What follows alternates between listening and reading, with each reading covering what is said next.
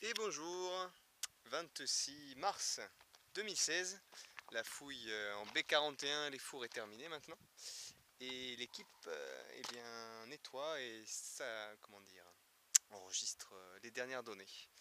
Donc on va commencer une petite visite rapide du site avec la rue qui borde le côté ouest de la fouille. La fouille se présente comme ça. Donc là, il faut s'imaginer une rue dont la partie ici a été fouillée. Là, ce qui s'apparente à une ouverture et donc sûrement une fenêtre qui ouvre sur un autre bâtiment. Ici, pareil, une petite ouverture. Et là, ça donnait donc sur une pièce. Et à l'époque, il devait y avoir un pan de mur qui n'existait pas et qui devait circuler donc après par là.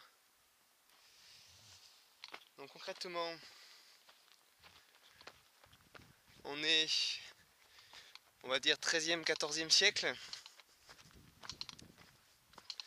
Magnifique vue sur la baie. Toujours donc la zone des fouilles. Là, on est en extérieur nord. Rien de particulier, sûrement une rue qui n'a pas été... On a eu du mal à la mettre en évidence. Et donc là, la partie centrale, les fours.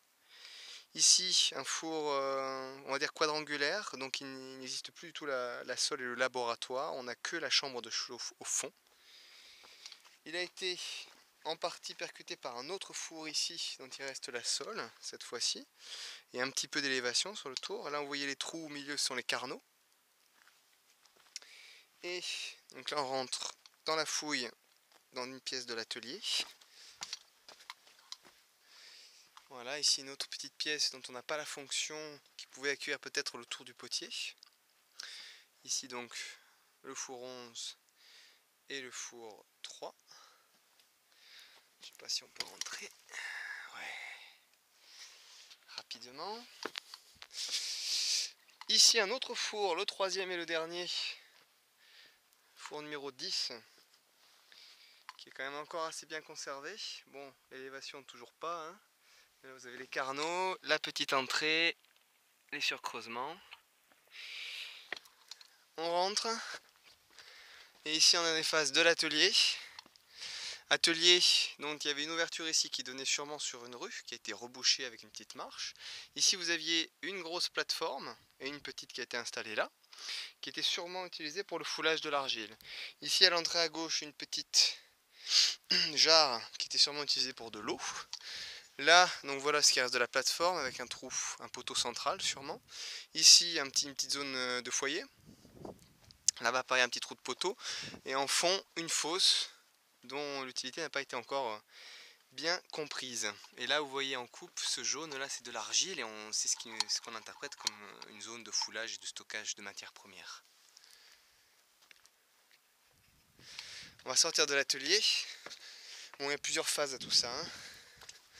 Ici on a un autre endroit de l'atelier où là on est carrément à la sortie du four sur la dernière phase associée à ce four-ci. Donc on imagine un petit peu le terrain avec les phases de rejet, mais là un sol à peu près stable, concret sur toute la zone. Une autre petite pièce de l'atelier où ici on a supposé trouver un espèce de petit bassin de décantation de l'argile ou à nouveau peut-être une banquette sur laquelle pouvait se poser la personne pour faire la réalisation des différentes céramiques avec un tour de potier.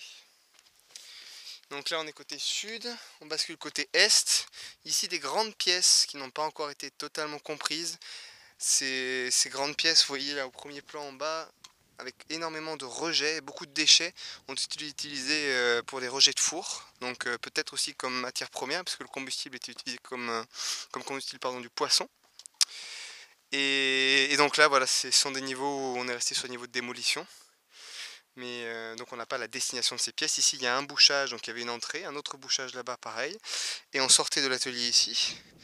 Et atelier qui devait donc se prolonger par là. Mais la fouille n'a pas cette emprise cette année. Voilà, allez à plus!